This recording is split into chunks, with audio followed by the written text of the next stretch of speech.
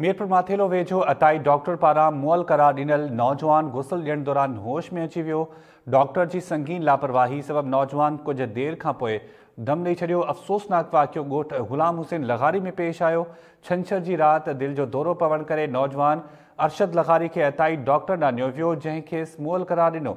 गुसल दौरान मौलवी पारां चुरपुर महसूस करण बाद वारिस नौजवान खे खणी घोटकी अस्पताल पहुता, जिते बि ECG कराइण बाद जीअरो हुजण जी तस्दीक थी, पर कुछ देर बाद हुन नेठ दम धणी हवाले कयो। अवां खे आगाह कयो पिया मीरपुर माथेलो मां, जिते अताई डॉक्टर पारां मुअल करार ॾिनल नौजवान गुसल ॾियण दौरान होश में अची वियो। डॉक्टर जी संगीन लापरवाही सबब नौजवान कुछ देर खां पोइ दम ॾेई छॾियो। अफ़सोसनाक वाक़ियो ॻोठ ग़ुलाम हुसैन लग़ारी में पेश आयो आहे, जॾहिं त छंछर जी राति दिल जो दौरो पवण करे नौजवान अरशद लग़ारी खे जॾहिं अताई डॉक्टर ॾांहुं नियो वियो, हुन खेसि मुअल करार ॾिनो ऐं गुसल दौरान मौलवी पारां चुरपुर महसूस करण बाद वारिस नौजवान खे फौरी तौर ते घोटकी अस्पताल खणाए पहुता, जिते बि ECG कराइण बाद जीअरो हुजण जी तस्दीक थी, पर कुछ देर खां पोइ हुन नेठ दम धणी हवाले कयो।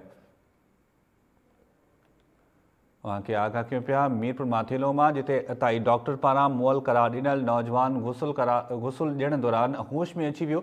डॉक्टर जी संगीन लापरवाही साम्हूं आई आहे। डॉक्टर जी जेका संगीन लापरवाही सबब नौजवान कुछ देर खां पोइ दम ॾेई छॾियो।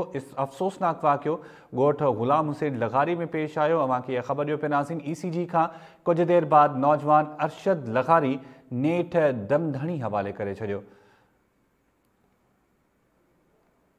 मीरपुर माथेलो मां ख़बर अवां सां शेयर कयो पिया, जिते अताई डॉक्टर पारां मुअल करार ॾिनल नौजवान गुसल ॾियण दौरान होश में अची वियो। डॉक्टर जी संगीन लापरवाही सबब नौजवान कुछ देर खां पोइ दम ॾेई छॾियो। अफ़सोसनाक वाक़ियो ॻोठ ग़ुलाम हुसैन लग़ारी में पेश आयो।